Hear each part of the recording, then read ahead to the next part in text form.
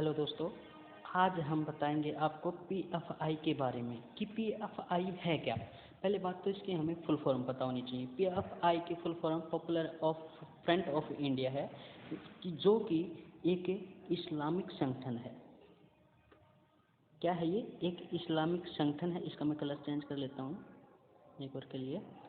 जो कि एक इस्लामिक संगठन है कि हाल ही में इंडियन गवर्नमेंट ने क्या किया है कि इस पीएफआई पर बैन लगा दिया गया है। क्यों लगाया है और कितने साल का बैन लगाया है? अगर बात करते हैं कि हमने इस पीएफआई पर कितने साल का बैन लगा दिया, 5 वर्ष का बैन लगा दिया है। कितने वर्ष का? 5 वर्ष का बैन लगा दिया है। एक मिनट में पेंसिल ले लेता हूँ यहाँ से। पेंसिल की बात करते हैं। पेंसिल, एक मिनट। पेंसिल की बात करते हैं तो पेंसिल, अगर बात करते हैं कि ये इस्लामिक संगठन, इस पे हमने बैन क्यों लगाया।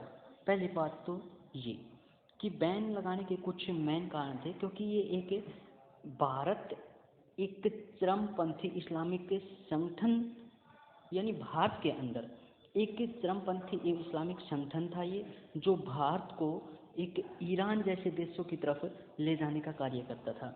और बात करते हैं कि हम इस पे बैन लगाना क्यों आवश्यकता है। पहले बात तो हम इसकी स्थापना के बारे में जान लेते हैं कि इसकी स्थापना कब हुई थी। देखो, 3 संगठन थे जो छोटे छोटे इस्लामिक संगठन थे, यानी मुस्लिम संगठन थे।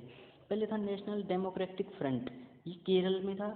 और कर्नाटक फोरम ऑफ डिग्निटी, ये था कर्नाटक में। मनीथा नीति पासराई, ये तमिलनाडु का। इन तीनों को मिला के, यानी ये केरल का था और ये था कर्नाटक का और ये था तमिलनाडु का। इन तीनों को मिला के एक स्थापना कर दी गई थी। किसकी? कब की गई? 22 नवंबर 2006 को। यानी इन तीनों को मिलाकर ही एक संगठन बनाया था जिसका नाम था पीएफआई। और पीएफआई की स्थापना की बात करते हैं तो पीएफआई की स्थापना कब हुई थी? ये स्थापना हुई थी 22 नवंबर 2006 को। यानी इन 3 संगठनों से मिलकर एक संगठन बना था जिसका नाम था पीएफआई। और ये कब बना था? 22 नवंबर 2006 को। अगली बात करते हैं कि इसके कार्य क्या क्या थे। कार्य की बात करते हैं तो देखो, मुस्लिमों को ये बात करते हैं कि मुस्लिमों को एक साथ इकट्ठा करके एक मंच प्रदान करना था। और दूसरा कि जितने भी पहले बात तो ये कि जितने भी मुस्लिम भारत के अंदर थे उनको एक साथ करके, यानी उनके लिए हक की लड़ाई लड़ना, इसका एक मेन कारण था। दूसरा था कि भारत विरोधी नीति तैयार करना। कि देखो, कोई भी मुस्लिम संगठन है वो एक अच्छा कार्य करता है तो इसके लिए कोई दिक्कत नहीं होती, लेकिन जिस देश में रहे कि वो संगठन उसी देश के खिलाफ साजिश रचता है तो जाहिर सी बात है कि इसमें बैन तो होना ही था। ठीक है। तीसरा क्या है कि इस्लाम पर बात आने पर लोगों को सड़कों पर उतारना। कि जैसे आजकल आपने सुना होगा कि पत्थरबाजी बहुत सी बढ़ गई थी। और पत्थरबाजी का मेन यही कारण था कि जो पीएफआई लोगों को उकसा देते थे। और इनका मेन एक कारण भी था, वो जो आगे हम चर्चा करेंगे इसी वीडियो में। और चौथा कारण था कि केवल एक मुस्लिम समुदाय के लिए कार्य करना। देखो, पूरे भारत के लिए कार्य करता था या कार्य करता तो शायद इसको ऊपर कोई बैन नहीं लगता, लेकिन ये एक सिर्फ और सिर्फ एक समुदाय को ही बढ़ावा दे रहा था, बाकी को नीचे गिराने की कोशिश थी। और कुल मिलाकर भारत को ईरान जैसे देशों में तब्दील करने का इसका मेन मकसद था। इसलिए ये भारत ने 5 साल के लिए बैन कर दिया गया है।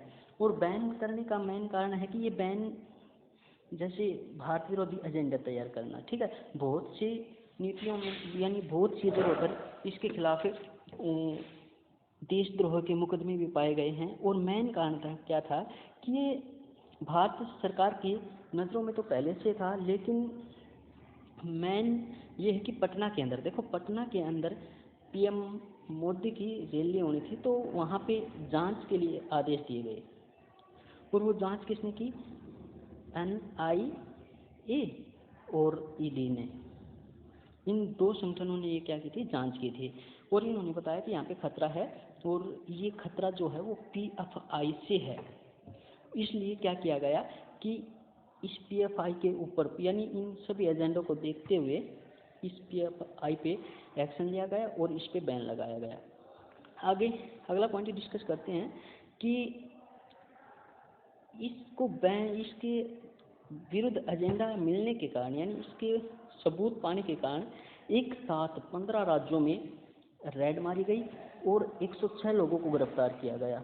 बैन लगाने वाला पहला राज्य की बात करें तो हम झारखंड था, झारखंड की बात। अगला पॉइंट डिस्कस करते हैं, अगला पॉइंट डिस्कस करते हैं कि ये जो संगठन था, ये एक जैसे हमारे फौज में भर्ती करते हैं तो इसी प्रकार से ये संगठन अपने अंदर मुस्लिम युवाओं को भर्ती करता था और भर्ती 4 चरणों में होती थी और 4 चरणों से गुजरने के बाद ही वो परमानेंट इसका सदस्य बनता था, ना तो एक स्टेपनी की तरह काम करता था। पहला चरण क्या है कि मुस्लिम बहुल इलाके में शाखा खुलवाना। जो भी कोई सदस्य बनेगा तो अपने एरिया की मुस्लिम जो इलाका है उसमें पीएफआई की शाखा खुलवाएगा। दूसरा काम था कि 6 माह में खुद को साबित करना कि वो पीएफआई के लिए कर क्या सकता है। तीसरा था कि ट्रेनिंग, उसको मानसिक रूप से और फिजिकली रूप से ट्रेनिंग दी जाती थी। और चौथा स्टेप था कि अंतर्राष्ट्रीय संबंध बनाना। इन 4 स्टेपों से गुजरने के बाद ही वो इसका परमानेंट सदस्य माना जाता था। तो अगला पॉइंट डिस्कस करते हैं कि इतना सब होने के बाद एक जो एनआईए है हमारी और ईडी है, इन दोनों ने मिलके एक ऑपरेशन चलाया जिसका नाम था ऑपरेशन ऑक्टोपस। और ऑक्टोपस के तहत ही हमने इस पे 5 वर्ष का बैन लगाया था। कितने? 5 वर्ष का बैन लगाया था। अगर बात करते हैं कि ये एनआईए का काम क्या होता है और ईडी का क्या काम होता है। अगर बात करते हैं कि एनआईए कि इसकी स्थापना की बात करते हैं तो 2008 में स्थापना हुई थी। और अगर हम इसको डिटेल से देखते हैं कि ये एक, इसकी फुल फॉर्म की बात करें तो नेशनल इन्वेस्टिगेशन ऑफ एजेंसी थी, यानी हिंदी की बात करते हैं तो राष्ट्रीय अन्वेषण केंद्र, यानी राष्ट्रीय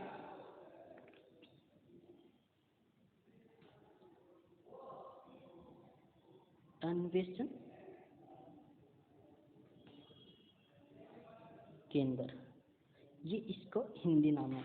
अगर बात करते हैं कि इसका मेन कार्य क्या है, इसके मेन कार्य की बात करते हैं तो इसका काम है कि आतंकवाद को रोकना। इसका काम क्या है? आतंकवाद को, एक मिनट,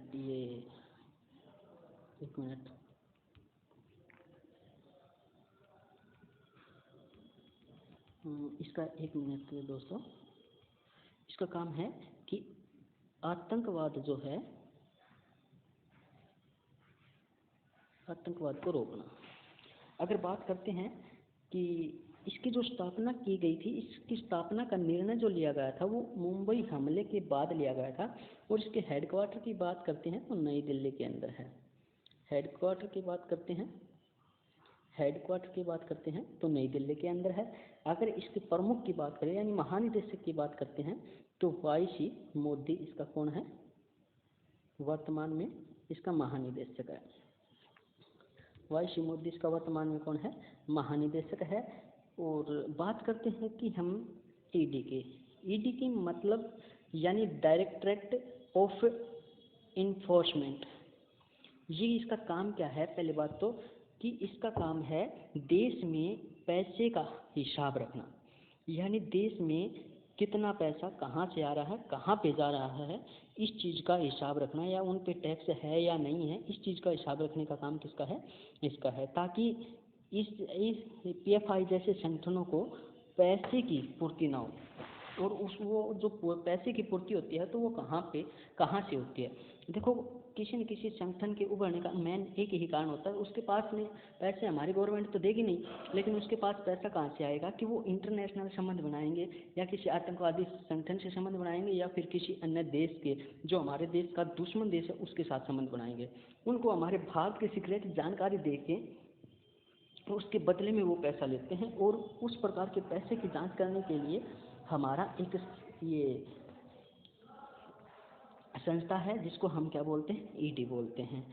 इन्होंने ही मिलके क्या किया था कि एक ऑपरेशन चलाया था, ऑपरेशन ऑक्टोपस, और इस ऑक्टोपस ऑपरेशन के तहत ही इस पे क्या लगाया गया है, 5 वर्ष का बैन लगाया गया है। मेन इसका कार्य क्या है, आतंकवाद को रोकना, और इसका काम क्या है, पैसे संबंधी डिटेल्स रखना।